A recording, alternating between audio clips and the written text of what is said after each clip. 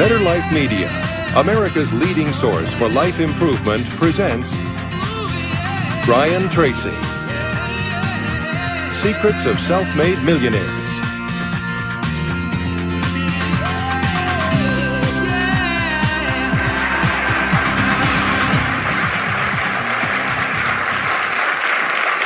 Thank you. Thank you. Thank you for being here. I have some good news for you. More people are going to make more money in the next few years than have been made in all of human history. In the year 1900, there were 5,000 millionaires in America. In the year 2000, there were 5 million millionaires. That's an increase of 1,000 times. Now, there was a leveling off in 2001, 2002. In the last 2 years, the number of millionaires has jumped 33%. It's jumped to 8.2 million millionaires in America, and virtually all of them are self-made, which means they started without a pot to you-know-what in or a window to throw it out of. And they've made it in one generation. When we look at the wealthiest people in America today, Warren Buffett, Michael Dell, of course, Bill Gates, Paul Allen, and the Walton family, all first-generation multi-billionaires. We have a $12 trillion economy today that is growing at the rate of $500 to $600 billion a year, and all that money is going through somebody's fingers, and your job is to make sure it goes through yours and some of it sticks. Is that a good goal for today? And my job is to show you how to do it. The good news is that all the answers have been found. Self-made millionaires have been studied exhaustively. They've been analyzed. They've been interviewed by the hundreds of thousands and millions. And what we know is exactly who they are and what they do and how they think and how they tick and the decisions they make and the things that they do and they don't do. And the wonderful thing is this: if you do what other successful people do, you eventually get the same result that they do. Now, some people say, well, I started off without any money and I don't have any money now. Well, join the crowd. Nobody's got any money. Most people are broke up into their 40s and 50s. So if you're broke today, you're just one of the gang. The only question is, do you stay there? And the answer is no. Now, when I started off in this many years ago, I came from very poor beginnings. I did not graduate from high school. I finished in the half of the class that makes the top half possible. When I left school, I dropped out of high school. I could only get laboring jobs. I was told, by the way, if you don't get a good education, you won't do well in life. Don't get good grades, you won't get a good job. Don't go to college, you won't do well, and so on. And I believed that for a long time until I found there's hundreds of thousands, millions of people who dropped out of high school who went on to become millionaires and billionaires as well. The reason I say that to you, by the way, is don't let it hold you back. Don't let any experience that you've ever had in your life act as a brake on your potential, because there's hundreds of thousands of people who've had it worse than you could ever dream of, who've gone on to accomplish wonderful things. So, I worked at laboring jobs for several years. I worked in construction. I worked on farms and ranches. I worked in factories putting nuts on bolts hour after hour. And one day, in a state of frustration, I began asking this question: why is it that some people are more successful than others? Now, in the Bible, there's the line that says, "Seek and ye shall find, for all who seek findeth. Ask and the door will be open." So I began asking other successful people, what are you doing differently from me? And they told me, and I did it, and I got better results. I got into sales when I could no longer get a laboring job, like many of you. And in sales, I noticed that one of the guys in my company was making 10 times as much as anybody else, and he was selling the same product out of the same office at the same price to the same people under the same conditions, and he was making 10 times as much as anybody else. So I went and asked him, what are you doing differently from me? And he told me, and I did it. Now, what I discovered, which changed my life and which brought us here today, is I discovered the law of cause and effect. The law of cause and effect, sowing and reaping, action and reaction, is the great universal or iron law of the universe. What it says is that everything happens for a reason, is that there are no causeless effects, is that even if we don't know what is causing the effect, we trace it back. It's the basis of the scientific process, of all medical research, of all marketing, of all business, is if you can define an effect that you want, you can trace it back and find somebody who at one time did not have that effect, and then find out what they did, and then do the same things, and you eventually get the same results. We say that success is not an accident. Failure is not an accident. Success leaves tracks. So if you just follow the tracks of other successful people, no matter where you're starting from, you eventually get to the same place that they get. Well, this was a shocker for me, because, and I learned later in psychology, by the way, that one of the two most important things we need to have to be happy and healthy is a sense of control, a feeling that we are in control of our lives, that things are happening for a reason, and a sense of coherence. a feeling that things fit together.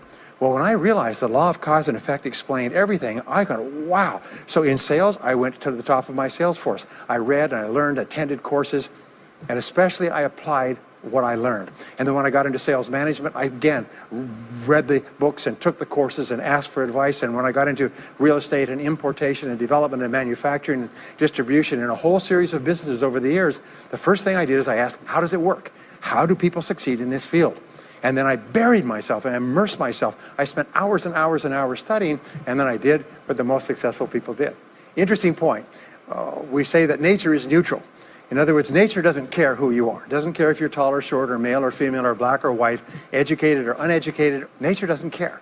All that nature cares is that you do what successful people do. It's like making a recipe. Nature doesn't care if you follow a recipe. If you follow the recipe exactly, you get the dish. Nature doesn't care who's doing it. And that's the wonderful thing about our society. It's basically like justice. It's blind, is nature doesn't care. In fact, there are a lot of people who are not as smart and not as talented as you who are doing vastly better than you, not because they're better, but because they're just following proven success methods. There's nothing that will make you madder than to see somebody who's dumber than you, who's making more money than you, right? Have you had that experience? So what we do is we use proven success methods. We just find out what they are, and we do them over and over again. Quick point, nothing works the first time, okay? Please understand that. Nothing works the first time. What is the average number of times that a person tries with a new goal before they give up? Can you guess? Well, the average is less than 1, because most people give up before they try even once. They say, that's a great goal. I'd love to be financially independent, and then they give up. They don't even try. They say, but I couldn't because of this and because of that, and so on. And then they move away to a wonderful place called Someday I'll. You ever heard of Someday I'll? Someday I'll start saving money. Someday I'll get out of debt. Someday I'll lose weight. Someday I'll start a business. Someday I'll get serious about my finances. And most people live on Someday I'll. Your job and my job is to vote yourself off the island, right? And we start taking control of our lives. Well, about some years ago, I was called by a major businessman, and he asked me if I would do a talk for his 800 entrepreneurs that own separate franchises within his organization on how to become a self-made millionaire. And I said, sure. When you're a young speaker, you agree to speak on any subject. Sure, I'll speak on that subject. Now, I was just like most people. When I was young, I wanted to be a millionaire by the time I was 30. And when I hit 30, I put it off to 35. And as I got to 35, you put it off to 40, and then you kind of just don't look at it anymore. You forget about it and feel the deck is stacked against you. Well, I was about 38, 39 when he called me up and asked me. I said, sure, no problem. And I said, now, what do I know about self-made millionaires? And this is a shocker. I didn't know anything. Oh, I knew that they had more than $1 million, but that's a real basic piece of knowledge, you know. So I started thinking, what do I know about it? So I began to study them. And that's when I found out that they've been studied so thoroughly, is we know everything there is to know about them. They are a source of incredible fascination. And there's 50 years of research. So I began to read the studies and find out where they came from and what they did and how they thought and where they started and the decisions they made and the kind of people they were. One of the things that I learned, by the way, is that becoming a self-made millionaire is not the important thing. What is really important is the person you have to become a self-made millionaire. You have to become a totally different human being. One of my friends says that in order to achieve something you've never achieved before, you have to become someone you've never been before. And it's a really important insight, is the qualities that you need to develop, qualities on the inside to become a self-made millionaire, are incredible qualities that make you a vastly better person. Not only better in terms of character, determination, discipline, decision-making, strength, and so on, but they make you a far better person. They round out your character in a far better way. So the real payoff of becoming wealthy is not because you can eat more, because how many more meals can you eat? How many more clothes can you wear? But it's the kind of person that you become, and then the kind of people that you associate, the kind of life that you have. And so the things that we're going to talk about now, and I know that you're some of the smartest people in our country, so I'm going to give you these ideas very quickly, like dealing cards. What I found in my research is that there's a series of qualities that self-made millionaires have. If you have these qualities, your success is virtually guaranteed. And if you don't have these qualities, the qualities are learnable. Point number one is that all business or sales skills are learnable. All financial skills are learnable. If you can drive a car, you can learn any skill. If you can drive a car, you can learn the skill. Now, number two is you're probably only one skill away from doubling your income right now. you're probably only one skill away from setting yourself on the road to becoming a self-made millionaire. That turns out to be the case for almost everyone. And if you don't know what that skill is, maybe over the course of the time we spend together, it'll jump out at you. But whatever it is, you've got to find it out and go to work on it, because it is learnable. It's a learnable skill. People say, well, I've never been very good with money. Well, get over it. The fact of the matter is, you can learn what you need to learn to achieve anything that you want to achieve.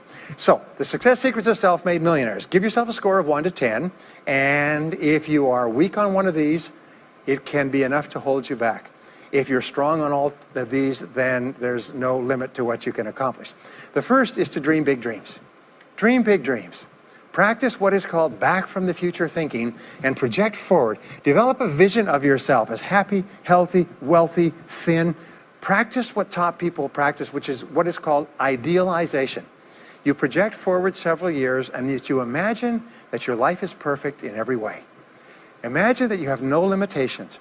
Imagine that you have all the time and all the money and all the friends and all the contacts and all the education and all the experience, and that you could be or have or do anything you want in life. If you could, what would it be? If your life were perfect in 5 years, what would it look like? How much would you be earning? How much would you be worth? What kind of a family life would you have? What kind of health would you have? What kind of car would you be driving? What would your life be like if you could wave a magic wand and make it perfect in every way? Now, what we have found is this is the starting point of great riches, and it's the starting point of great success in life, is for you to have a dream or a vision of a wonderful future. Here's an exercise that we give people in our audiences, is take a sheet of paper and make up what is called a dream list. Now imagine this is kind of like a kid's Christmas list, and that it just allows you to just run wild and just write down everything that you could think of that you could possibly want. I had a friend who I taught this to, and he got so excited about it, he bought a spiral notebook, and he began writing. And he'd go through the newspaper, and every single thing he saw in the newspaper that was nice, he wrote it down as a goal. He ended up, first time through, with 330 goals. With the end of the month, he had 500 things that he wanted. The interesting thing was that his life exploded. He activated the law of attraction, and he began to attract into his life people, circumstances, ideas, resources, insights that began to move him toward the accomplishment of the goals and began to move the goals toward him. Number 2 is to do what you love to do. Whenever you find people who are really successful in life, they're people who do what they love to do. They love their work. The great rule for success in life is to find something that you love to do and then find a way to make a living doing it. Now, when you find what you love to do, it'll be something that gives you energy, it motivates you, it enthuses you. It's probably something that you were meant to do from the time you were born. And when you ask self-made millionaires, what sort of work do you do? They'll often say, I've never worked a day in my life. I just do what I like to do. I had a graduate in my course once who came up to me and said, you know, that's interesting. He said, when I was a little boy, I loved to study airplanes. He said, I got airplane books, and I had airplane models, and I had toy planes, and then I got into competitions with remote-controlled planes. He said, when I grew up and went to school, I studied aeronautical engineering. He said, today, he said, I'm 35. He said, I own 3 companies. One builds small aircraft. Another one repairs and services small aircraft. Another one is in leasing and chartering small aircraft. He said, I've never worked a day in my life. He said, I've just played with planes since the time I was a kid. So one of the things that you can do is go back to the time when you were young, as a child between the ages of 7 and 14, before you discovered boys or girls, and what is it that you really love to do? And you'll often find that within that is something you're supposed to do as an adult. Number 3 is commit to excellence. Now this is really, really important, and I had a hard time with this as a young man because I was never good at anything. I was never picked for any team, and if I was picked, I was the first person cut. I got lousy grades in every class. I got fired from multiple jobs. I even got fired from a job pumping gas once. Can you imagine that? Being fired for pumping gas because you're no good. They came out and said, you're no good at pumping gas. How can you be no good? Little old ladies can pump gas, and here I was no good at pumping gas. Anyway, so I got fired. I went from job to job, and then I discovered that all people who are successful are excellent at what they do. You know the old question they asked Willie Sutton, the bank robber, why do you rob banks? He said, well, that's where the money is.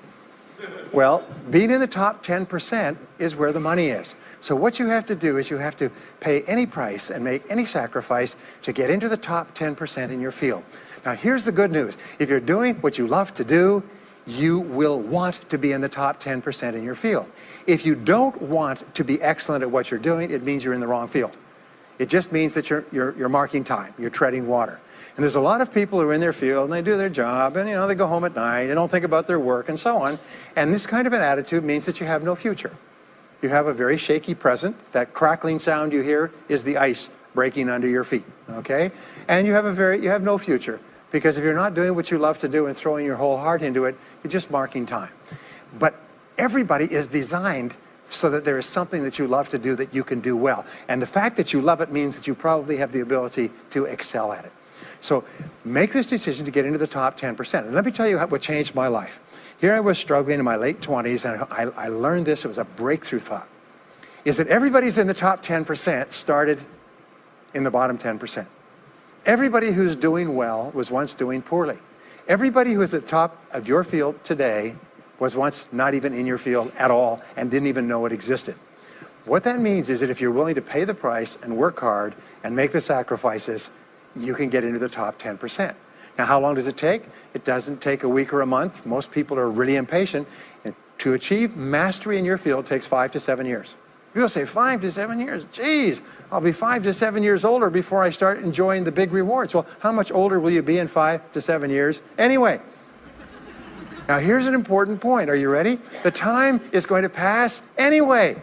The time is going to pass. 5 to 7 years from now, 5 to 7 years will have passed. The only question is, are you going to be at the top of your field, or you're still going to be down there with the mediocre 80%? And the wonderful thing is, this is nobody's better than you, and nobody's smarter than you.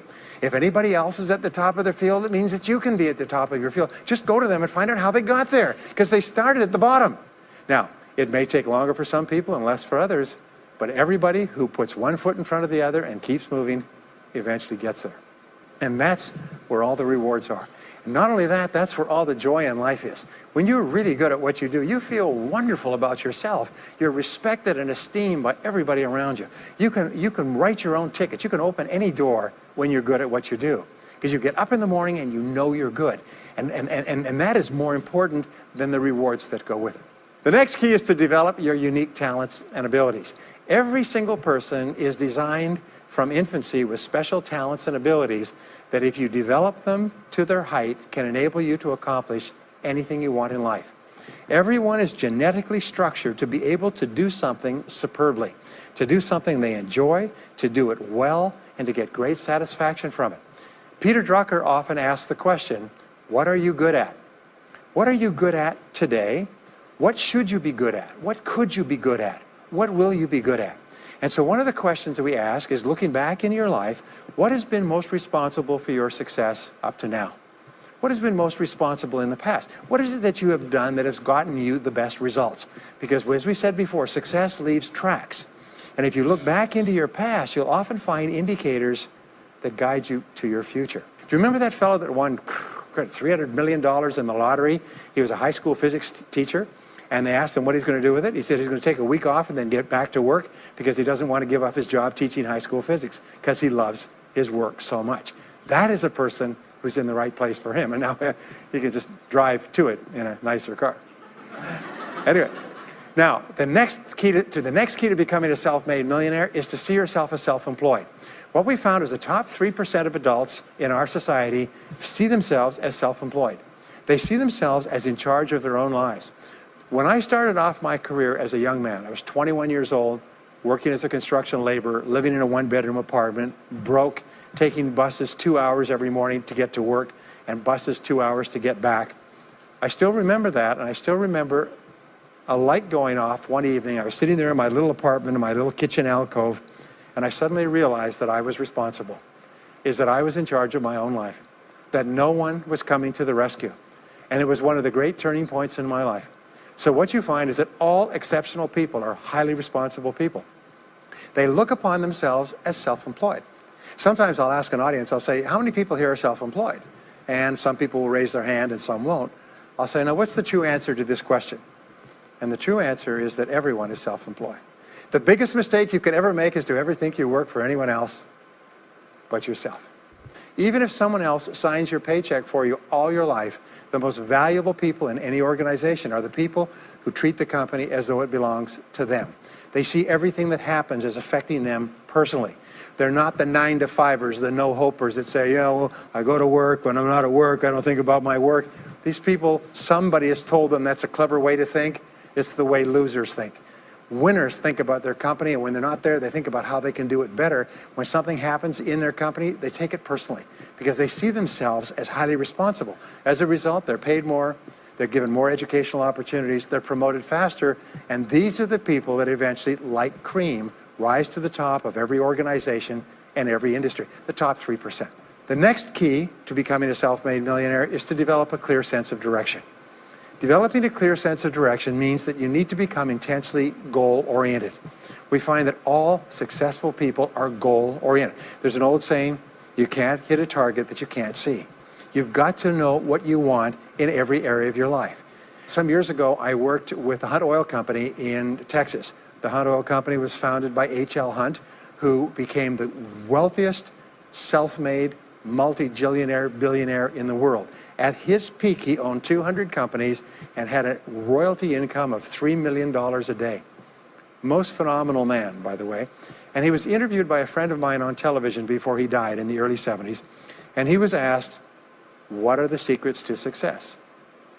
He said, the keys to success have only been two through all my life, and I will tell you what they are. He said, number one, he said, decide exactly what it is you want and write it down and make a plan to achieve it. And number two is determine the price you're going to have to pay to get it and then resolve to pay that price. Now, where the law of sowing and reaping cause and effect, I learned an additional point to that.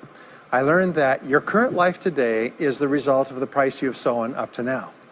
Is whatever you've put in, you get out. So whatever you're getting out today is a result of what you've put in. If you don't like what you're getting out, what you have to do is you have to put in something different. What I found is this, is that life is always just in the long run. So therefore, life says this, is there's a price you have to pay, and there's two qualities. First of all, you have to pay the price in full for your success of study, preparation, hard work, and so on. And second of all, you have to pay the price in advance. You don't get it afterwards. The way the world works is first you put in what you need to put in, and then you get out the rewards. So you have to ask yourself, what is the price that you have to pay to achieve the success that you desire? And you have to write it down and make a plan and work on it every day. Now let me give you a quick exercise, which is my only take-home or homework exercise for our time together. I want you to take a piece of paper like this and write down 10 goals that you'd like to accomplish in the next 12 months. Write the word goals and today's date at the top of the page. Write down 10 goals you'd like to accomplish, and then ask yourself this great question. If you could only accomplish one goal on this list, but you could accomplish it within 24 hours, which one goal would have the greatest positive impact on your life? Now this is a great question because it'll usually jump out at you.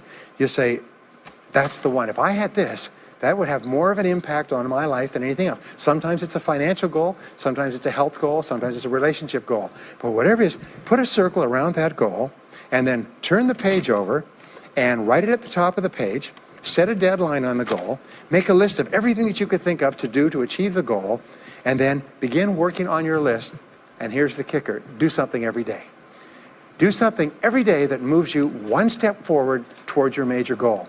My promise to you that this exercise, selecting your most important goal, making a plan, and working on it every day, will change your life in ways that you cannot imagine. They say that people begin to become great when they determine their major definite purpose, their number one goal, and work on it every day. It is the secret to becoming a self-made millionaire. It's the secret to great success in life. My promise to you is a week, a month, a year from now, you'll look back and you'll be absolutely staggered at the difference it makes. I was giving a seminar not long ago, and a gentleman came up to me. He said, you know that goal-setting exercise? It changed my life 10 years ago. He said, I was broke, I was divorced. He says, I was an alcoholic, and somebody dragged me to one of your seminars. He said, and I did that exercise, and I picked my major goal. He said, it changed my life. I said, in what way? He said, today, he said, I'm worth $40 million. I said, wow. He said, yes, and I owe it to that lesson. Next is refuse to consider the possibility of failure. It's the most amazing darn thing is that the fear of failure is the greatest single obstacle to success in adult life. And it's not failure itself. Because each one of you is a professional failure. Each one of you has failed over and over and over again. Isn't that true? All of us fail. All human beings fail over and over. 9 out of 10 things that we try don't work out the way we expected. We have failures in relationships and in jobs and in careers and investments and everything. It's not the failure that holds you back. The failure makes you smarter. We say that it is the fear of failure, not failure, that holds you back. And the way that you overcome failure is you never consider the possibility of failure. The rule is this, is there's no such thing as failure, there's only feedback. Is when you try something that doesn't work, you get feedback, not failure. And recognize that most things you try aren't going to work the first few times. So what you do is you say, oh, that's an interesting bit of feedback. And you pick yourself up and you move forward and you have more feedback and you move forward. To become a self-made millionaire, you're going to fail over and over again, year after year after year. But your brain has a cybernetic mechanism, which means that every time you try something, you get feedback, which makes you smarter. And when you try something else, you get feedback, which makes you smarter. And eventually, you reach the point where you're too smart and you stop making mistakes. You start to do more and more things right and fewer things wrong. But you can't get there unless you have experienced the failures. Henry Ford once said that failure is merely an opportunity to more intelligently begin again. Now, let me pass on one great rule to you, which has been discovered in interviewing self-made millionaires. Self-made millionaires look into every failure for something good. They say, there's got to be something good in this that I can benefit from, and surprise, surprise, they always find it. Second is, self-made millionaires always seek the valuable lesson in every setback or obstacle or temporary failure, and they always find the lesson. Now, what do failures do? Failures whine and cry and think about what they've lost and blame their problems on someone else. Successful people say, what can I learn from this that will make me smarter next time? And my promise to you, those who seek find, is that if you go looking for a valuable lesson in the biggest problem that you're facing today, you'll always find the lesson. Here's another possibility. Your biggest problem today could be the biggest gift that you have ever received, because it may contain within it the lesson that will make you successful. If you stop thinking about what happened and who's to blame, and you start looking for the gift within your problem, sometimes it can transform your life. The next key is to dedicate yourself to lifelong learning. Now, what takes you from rags to riches is personal development, personal and professional development. In the 21st century, as Peter Drucker says, knowledge and skill are the keys to the 21st century. And the only thing that will be relevant, the only skill that will be relevant in the 21st century is the ability to learn new skills, because virtually everything you know is becoming obsolete at a rapid rate. Stephen Covey says that your current knowledge base has a half-life of 2 years, which means that half of everything you know will be irrelevant within 2 years. And 2 years from now, half more. So if you're not continually learning and upgrading your knowledge and skills, you're not staying in the same place. As Pat Riley says, the basketball coach says, if you're not getting better, you're getting worse. If you're not constantly learning, you're actually falling behind. So here are the 3 keys to continuous learning. Number 1 is read in your field 30 to 60 minutes each day. In other words, turn off the television, turn off the radio, put aside the newspaper, and just read in your field. The very best places to read, by the way, are books. Read books, the best-selling books written by the most successful people in your field, because books contain a wealth of riches that can enable you to function at a far higher level, to get much better results than you could before. So read 30 to 60 minutes a day. I've had people tell me, countless people over the years, that reading an hour a day has doubled and tripled their income within a year. The second thing you do is take every course that you possibly can. The courses and seminars that are available to you in your field that are given by professionals that are courses that have been developed over years and years and years. They have been tested and tested and tested. The person who is talking to you for several hours has spent thousands of hours learning their subject. They have dry tested this or done test runs with thousands of other people. When you take a course, you can learn enough information in 1 or 2 days, more than you could learn in 2 or 3 years or maybe even a lifetime, all distilled and put together. People say, I can't afford a course. You cannot afford not to buy books. You can't afford not to go to courses. Some years ago, I had a dentist, and he was a very successful dentist. I was recommended to me by a friend. And this dentist retired at the age of 53. And just before he retired, he sold his practice for about $2 million. Just before he retired, he told me why. He said about 8 years before, he had attended a dental congress in Hong Kong. This is from California. He'd flown all the way to Hong Kong to attend this International Dental Congress because there were specialists giving private lectures, sort of plenary sessions on the side. And he attended this session, and it was on a particular technique of cosmetic surgery that this dentist had developed that no one else knew, where you could basically straighten out a person's entire front jaw so they look beautiful at a very low cost, at a very high level of effectiveness. He came back and he began implementing this in his practice. People began flying from 500 and 1,000 miles away. Every dentist sent their families, members, and themselves to this dentist. He was able to charge whatever he wanted to charge. He said 8 years later, he retired as a self-made millionaire at the age of 53 to enjoy his money for the rest of his life from what he learned from one session at one convention at one course. Now, that is a true story, and maybe it's an exception, but you can never tell where the information is going to come from. The third way that you can upgrade your skills is listen to audio programs in your car. The average driver drives 500 to 1,000 hours a year, 25 to 50,000 miles. If you listen to audio programs in your car, according to the University of Southern California, you will get the equivalent of almost full-time university attendance just listening to learning material as you drive around. It can totally and profoundly change your life. Very, very important. Here's an interesting point. The more you commit yourself to becoming the best person you can be, the more you like yourself and respect yourself. The more energy you have, the bigger goals you set for yourself, the more you persist. When you invest in yourself and you read and learn and upgrade your skills, you're telling yourself, wow, I am a person with a great future, and it's up to me to maximize my potential. And your self-esteem goes up, your self-respect goes up, your sense of personal pride goes up, and you started to get promoted more and paid more in every part of your life. Well, the next is to develop a workaholic mentality. In our society today, you hear all these people talking about take it easy, have balance in your life, relax, lean back, have fun at work, happy, get along with your coworkers. This is loser talk. Loser, loser, loser. Now, there's a time in your life when you can back off, all right? You can take it easy. But that's when you've made it, not before you've made it. Because before you've made it, you're in a competition with hundreds of thousands of millions of other people, like at the Olympics, who also want to make it. And in order for you to win, you are going to have to work harder and work better and work smarter than they do. So the rule is to develop a workaholic mentality. What does this mean? It means that you start a little earlier, you work a little harder, and you stay a little later. Use what I call the 40-plus formula. The 40-plus formula says that working 40 hours a week gets you survival, and that's all. You work 40 hours a week, you survive. You make no progress. You don't go ahead. You just barely hang on. Every hour that you invest in your work or yourself over 40 is an investment in your future. So you can tell what your future is going to be with unerring accuracy by looking at how many hours over 40 you put in. Now, how many hours does the average self-made millionaire in America work until he passes the $1 million mark? 59. Some of them work 70, 80, 90. The average is 59 hours. How much does the average top executive work? 59 hours. So that's rule number one, is the hours you put in over 40. If people say, well, my office is locked and I can't get in more than 40 hours a week, then good. Then spend the rest of the time investing in yourself, getting better at your work when you do it.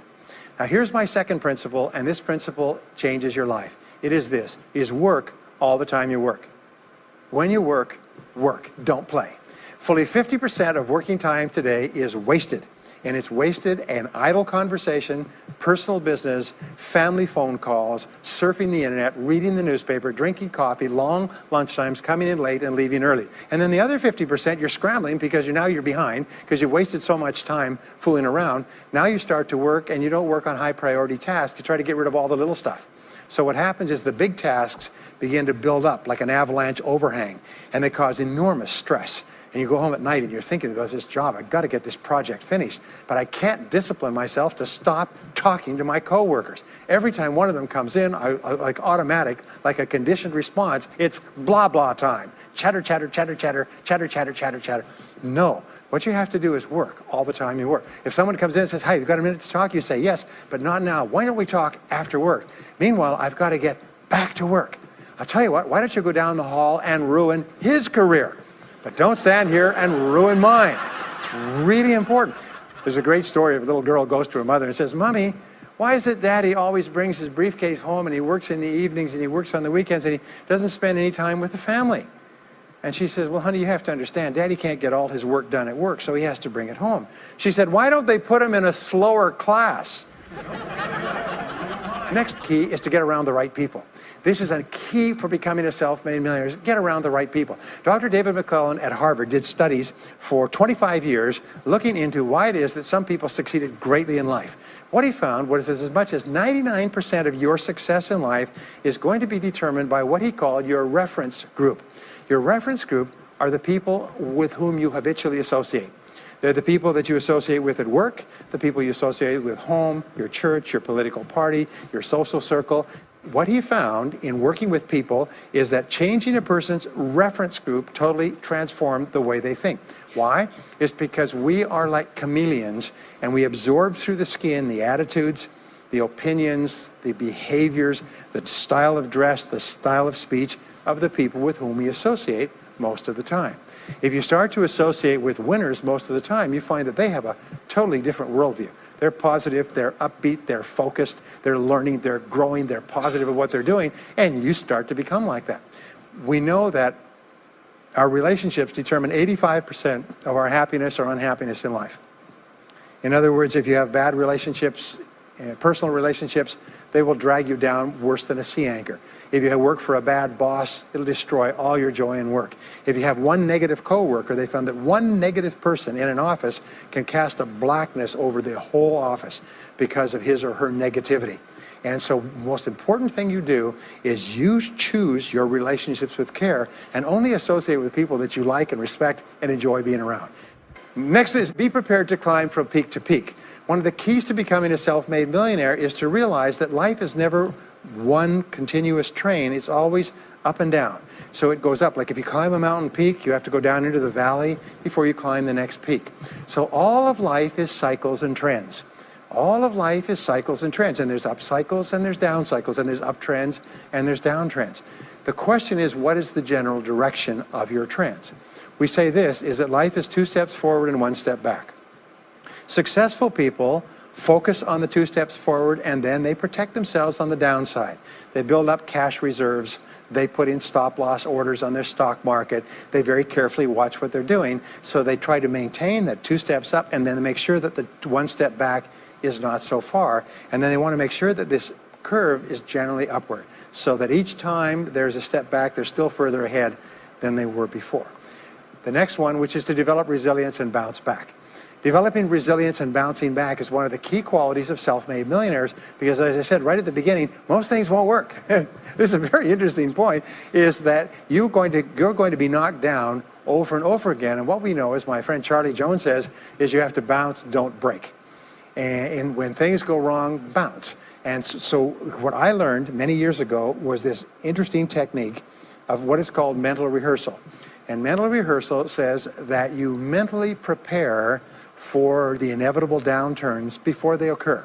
So you say, all right, in the course of life, things are going to go wrong, but when they do, I'm not going to become upset.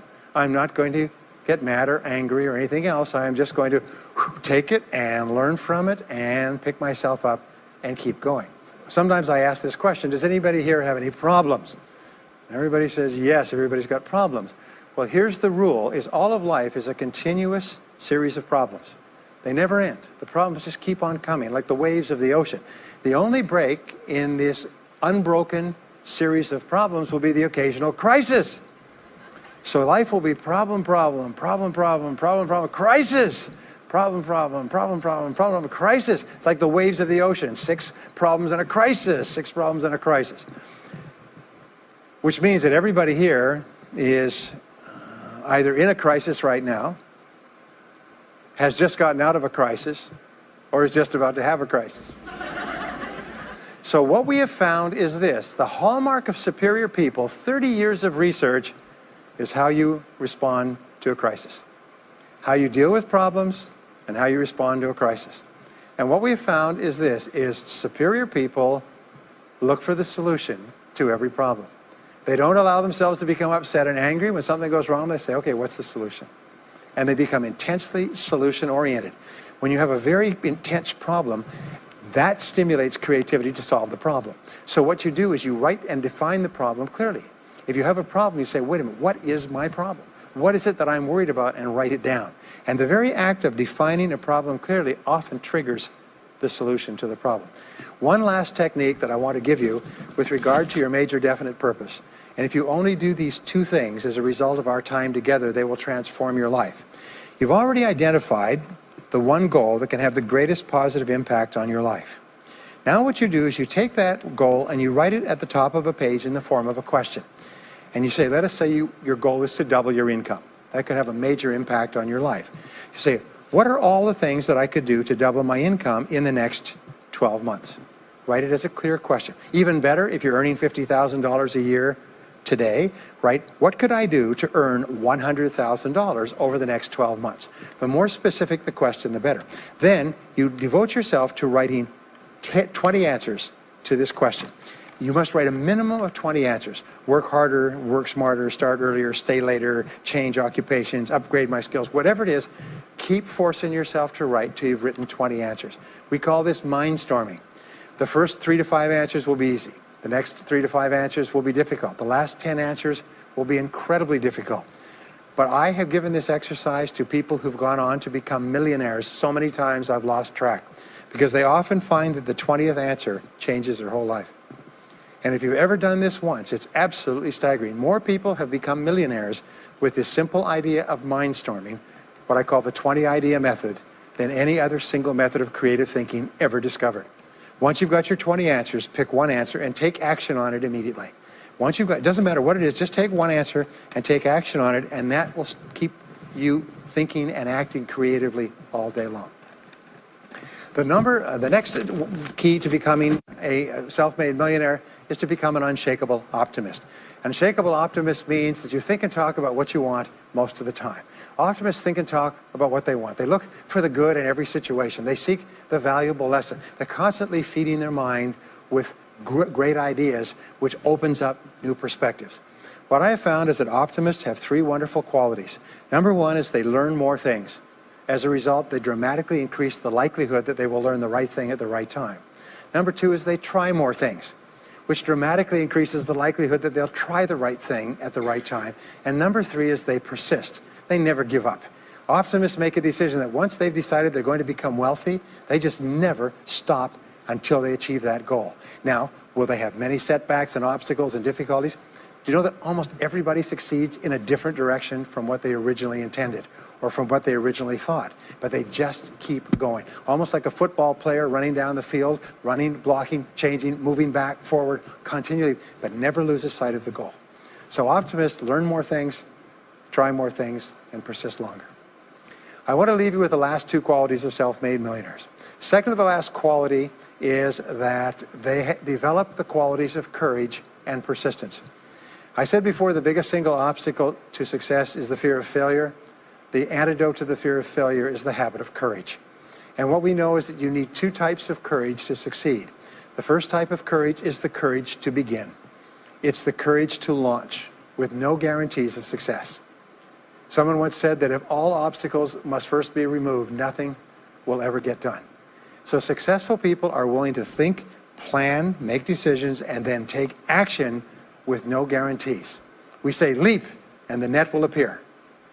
Take action with no guarantees, and then learn. The second part of courage is the courage to endure. It's the courage to persist. It's the courage to keep on keeping on. It's to make the decision in advance that you will never give up. No matter what happens, you will never give up. You will get knocked down over and over again, but you'll never give up. And the interesting thing is, if you make that decision in advance, you'll find yourself continually bouncing back. So courage means the courage to begin and the courage to endure. And the final quality of self-made millionaires, and Napoleon Hill called this the master key to riches. After studying 500 of the richest people in American history, he said it's the quality of self-discipline. It's the ability to make yourself do what you should do, when you should do it, whether you feel like it or not. The quality of self-discipline is the quality that will make you a big success. It's the ability to force yourself to do what you know you should do. And here is the wonderful discovery. Persistence is self-discipline in action.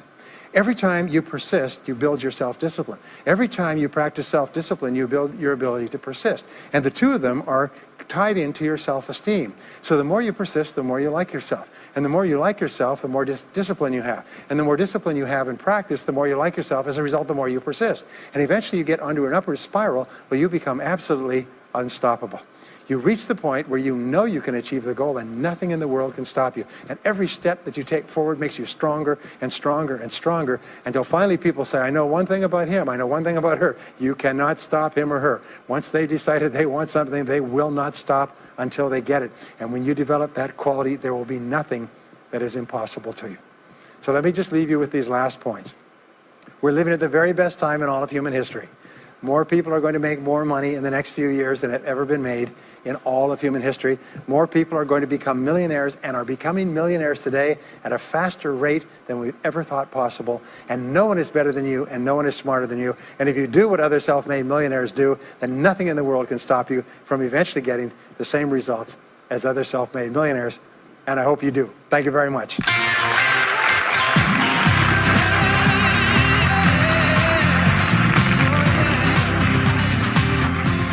We hope you've enjoyed this special presentation of Brian Tracy's Secrets of Self-Made Millionaires.